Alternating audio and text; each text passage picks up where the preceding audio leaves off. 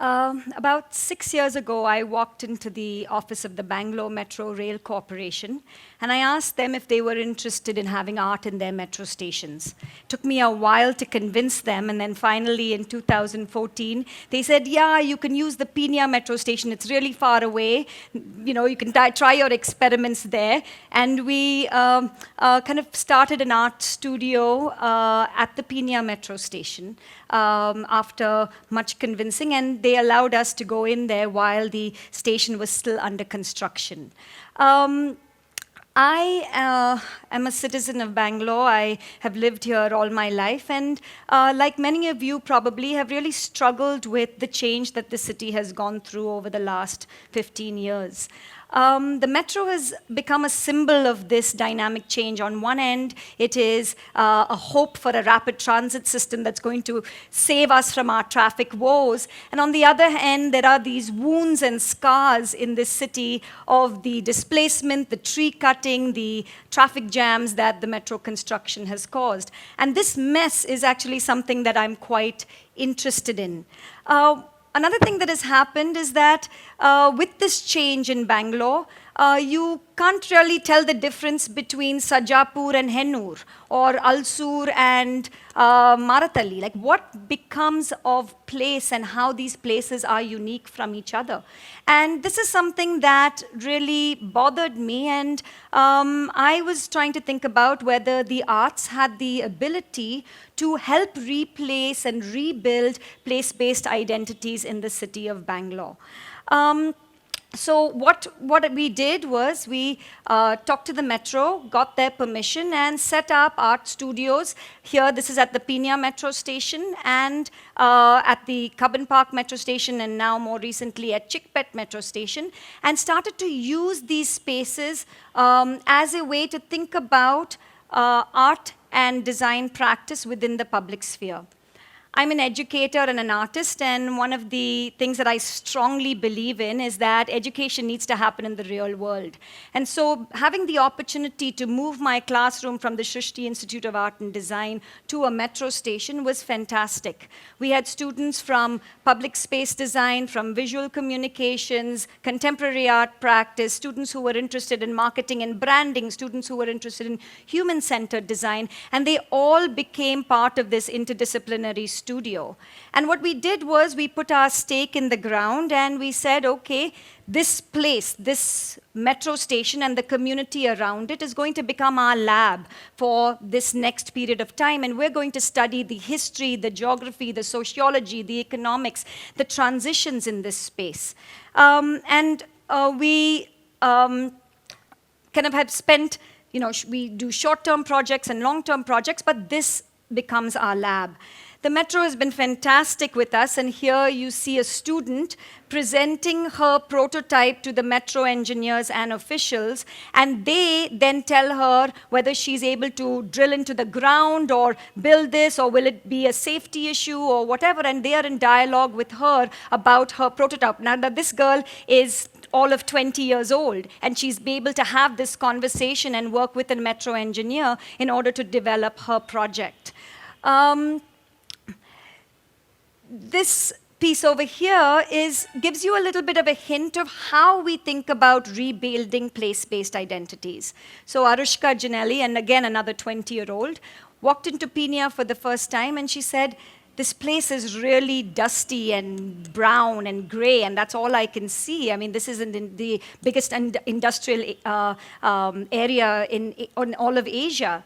And she went searching for the colors in Pinay. So what she did was she went around and she took 100 photographs over a period of 3 days, and then started pulling out the Pantone shades in each of these photographs and developed an infographic or a bar graph, you might even say, of the colors of Pinay, making it visible that actually Pinay did have colors and you just had to open your eyes and observe. Two students here, one at the Cubbon Park Metro Station and the other at the Pinay Metro Station, public space design students creating seating for public spaces. And here, I don't know if this is working, but the image over there on the left is a a piece of seating that is inspired by how people rest in Cubbon Park. And it's been brought into the Cubbon Park metro station. People can lean against a tree in the middle over there, or sit on a log, or sit on the ground. And there's different levels that this student has created. And here, this student was very interested when you go and you're in a public space like the metro, do you actually go and sit next to a stranger, or do you leave the space in between and you sit somewhere else? And so here she's organized a way for you to move your chair if you want to sit separately, or move closer if you want to sit next to the people around you. Now, what I'm going to talk about is as much to do with your civics class as it has to do with your art class. When you're working in a public space, and when you're working with public art practice, the idea of public is not one public. It's not one homogenized whole. And actually, the folks that are sitting here, we're pretty similar to each other. But when we look at Bangalore, there's a lot of diversity. Diversity of language, race, caste, class. And when you're engaging in a public space, that's the beauty of public space. That's the idea of the commons. Now, many people might argue that the metro, you have to go through a security system to pass through, so is it really our public space? But it's a public space we need to claim.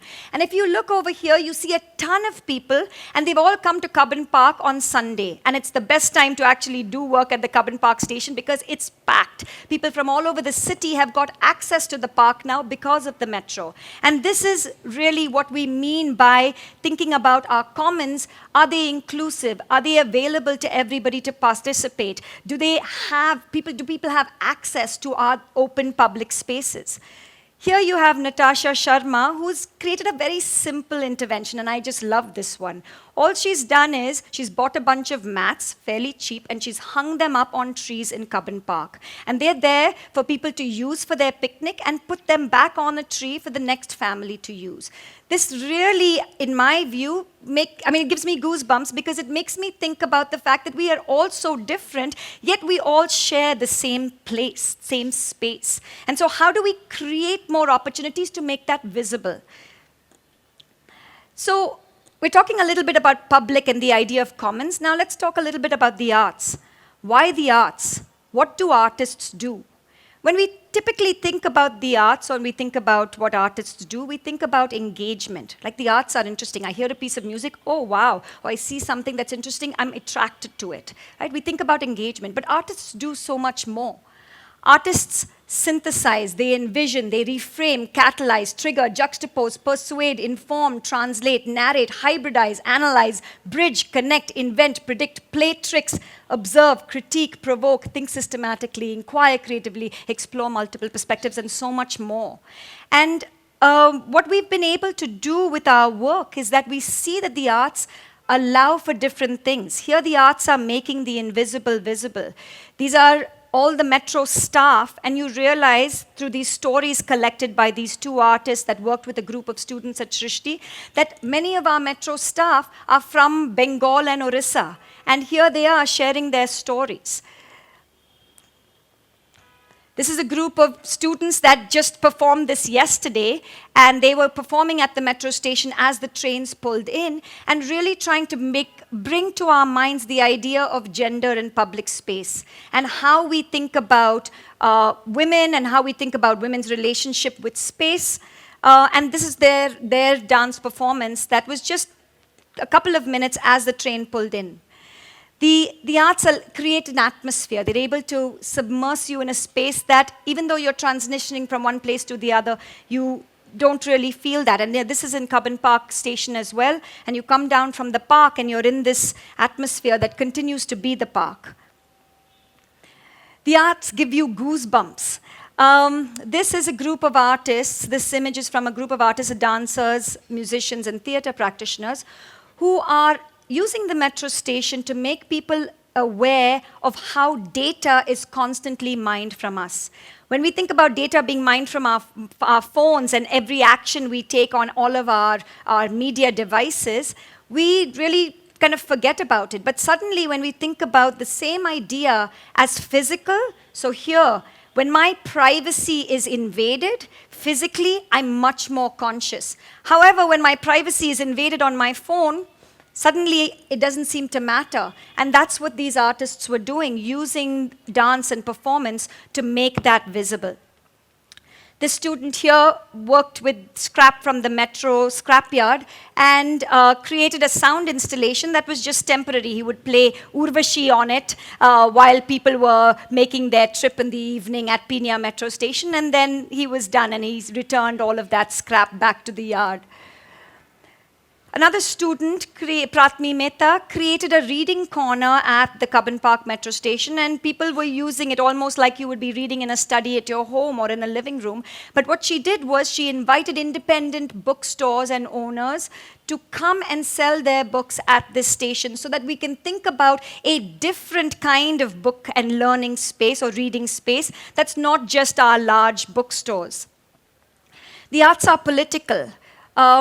A couple of months ago, I don't know if you remember reading in the papers, but the metro was forced to remove its signs in Hindi by the Kannada Sangha, and there was a lot of pressure put on the metro because people were asking, why do we have signs in Hindi? Why can't we only have signs in Kannada and in English? And they were forced to remove their signs.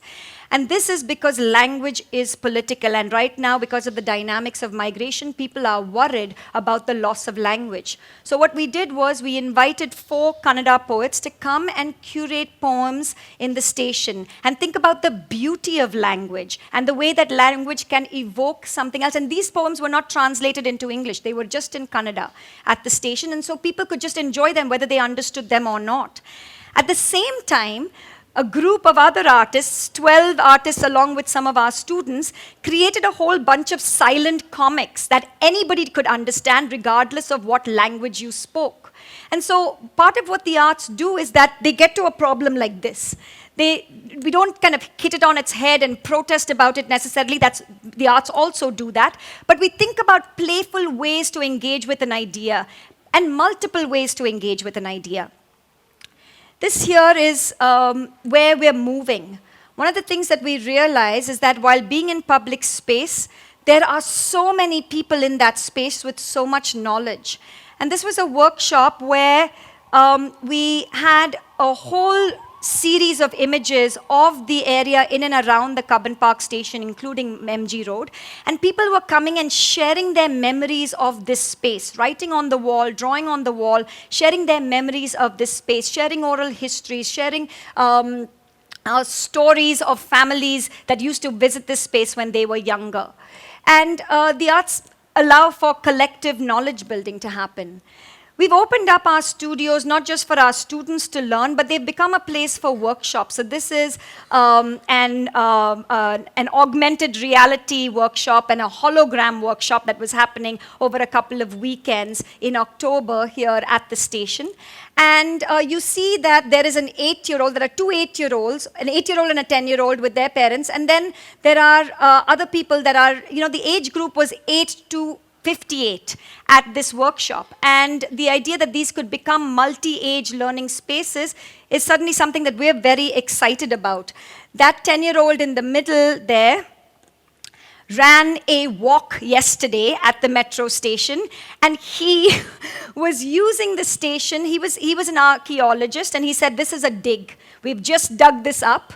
This is 10,000 years in the future, and he wanted to see what has happened to Bangalore.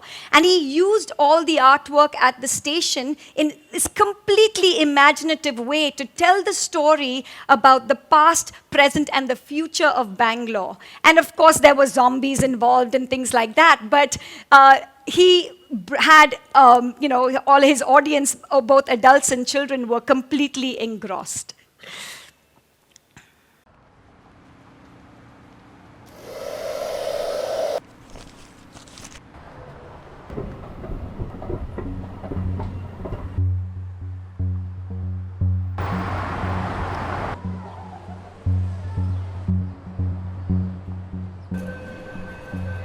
What is Bangalore's presence?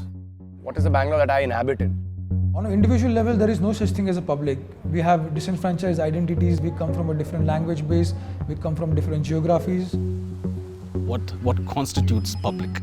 So is Cubbon Park more public than Orion Mall or the railway station? how do we create discourse and develop this idea of public art? I don't know. Public art for me is extremely grey at this point, and I feel maybe that's good. Keep it grey. Festival of Stories provides opportunities for all kinds of artists and designers who then look at this space through these lenses that public is a constructed identity, but essentially it is made up of all these different narratives that we are interpreting or consolidating as a public. That became the point where we opened it up. So till then, the things that were happening at the station were all student projects, but during this 2-day period, we opened it up to the entire city.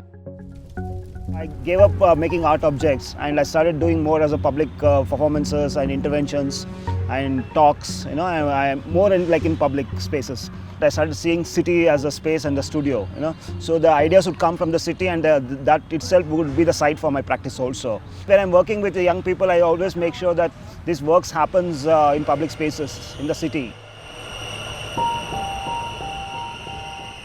Most people who do catch the metro to Cubbon Park are coming for a walk in the park. People from very varied parts of the city are able to come to the park, and the park is packed on Saturdays and Sundays. It is transitory, and it comes, collects, moves on. And I find that very fascinating. It kind of captures the ephemeral nature of the arts. When I moved to Bangalore from Bombay, I would encounter people, and everyone will have a story about Bangalore, which was very personal and which was very unique to Bangalore, which I have never encountered in any other metropolis of India. Srishti, as an institution, we don't have a lot of students from Bangalore. When we were engaging with Bangalore-based artists, I think that was a really good mix, because you had like a really kind of eclectic group from all over the country. We didn't try to make an exhaustive list of what we could showcase. We didn't borrow from contemporary ideas. This is how we showcase. We need to figure out how we are much more conscious of the traditional public art practices and not just what one thinks about as contemporary public art practice. And through this, what emerged as a form and aesthetics were murals, comics, virtual reality experiences, augmented reality experiences, film screenings, performances, walks, workshops, printmaking workshops, installations that were purely art and science and looking at live data and visualizing and sonifying live data. So this set of posters that you see has been our activities over the month of December. Every weekend in December, we've had something going on at the station, and I want to end with this idea. How can we think about our engagement with the city not just as a functional one, but something that is really about experience? Can we develop a fluidity of experience, playfulness, and kind of congeniality with each other, with our relationships, with our places within the city in a more, not just functional way, but in a more imaginative way? Thank you.